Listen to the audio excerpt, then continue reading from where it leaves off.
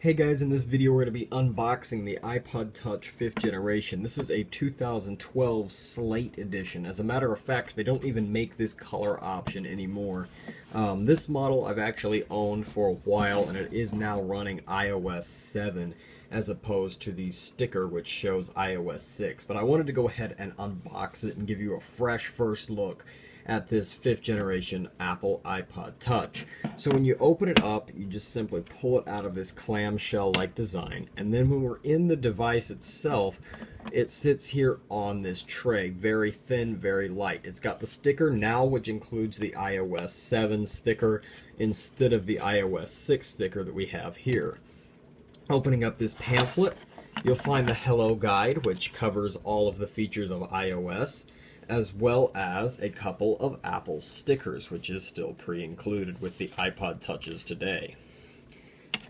Inside, you will find your Lightning connector, the earpods, as well as the iPod Touch loop, something exclusive to the iPod Touch 5th generation. No other iPod features a loop like this one does, which is a relatively interesting accessory. Alright, so looking at the iPod, to get it out, you just simply peel back the sticker, and then you can flex it out of this little tray to reveal the super thin, super light 5th generation iPod Touch. Now let's go ahead and look around the device itself before we start into it. So the 5th generation iPod Touch features some things that are very similar to iPhones at the time. So the iPhone 5 was the first device to feature this 4-inch display, and the 5th generation iPod Touch carries that over. So the 5th generation iPod Touch features a 4-inch display as opposed to the 3.5 inches before. As you see on the side here, we do have volume rockers on the device. There's separate volume buttons on here. On the back of the device, we now have this anodized aluminum similar to what you'll find on iPads and the iPhone. Even the iPhone 6 now has this anodized aluminum back similar to the iPod Touch. You'll also find a 5 megapixel camera. This is the first iPod Touch to feature an LED flash, which is found right here beside it. And on the bottom, you'll find that loop accessory that I was talking about. You simply pop it up and you can attach the loop accessory. Along the bottom, you'll notice that we now have a speaker grill, a lightning port, and a 3.5mm headset jack. And around the front, you'll find a 1.2 megapixel camera, as well as a classic home button. No Touch ID found on this device. And when we power it up, we find the familiar iOS setup screen. So to set up this device, you simply swipe to unlock, and we can go ahead and set up the device. So let's go ahead and do this. We set up our country and region.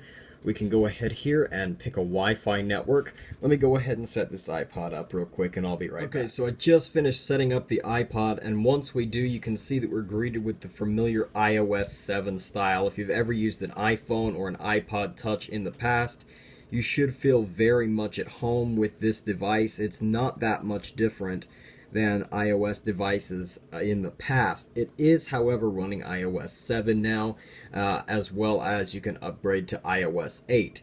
So the iPod Touch 5th generation features that great design and that great camera, which you can see right here. We have that awesome camera, which does feature an auto flash, so if we snap a picture, the flash should go off. We can turn that flash on, and then when we snap a picture, the flash will go off, and we can take pictures that way as well. And we can scroll through. As you can see, we've got our folders, control center down here at the bottom. We can do several different things. We can go to the lock screen.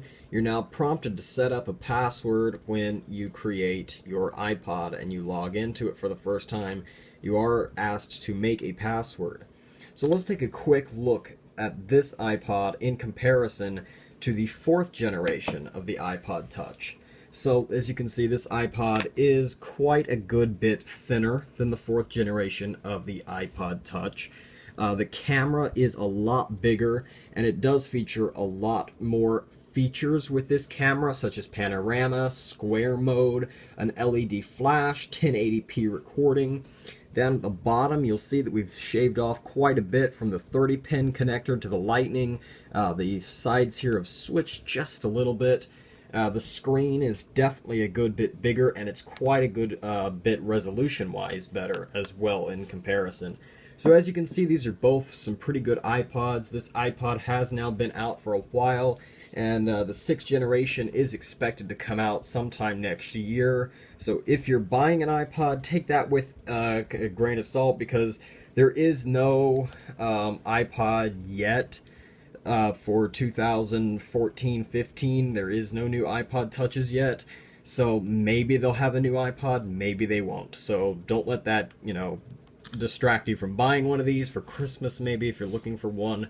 The iPod is a solid device. It comes in a bunch of colors, and I will do a comparison in the future between the iPod Touch 5th generation in just a simple black color, as well as another color. I have a red one, so we'll take a look at that, and we might compare this to, say, an iPhone 5S, which I do have that, maybe the iPad mini. We'll take a look at this compared to several other devices. I have a lot of coverage on the way for the 5th generation iPod Touch, so you definitely don't want to miss that.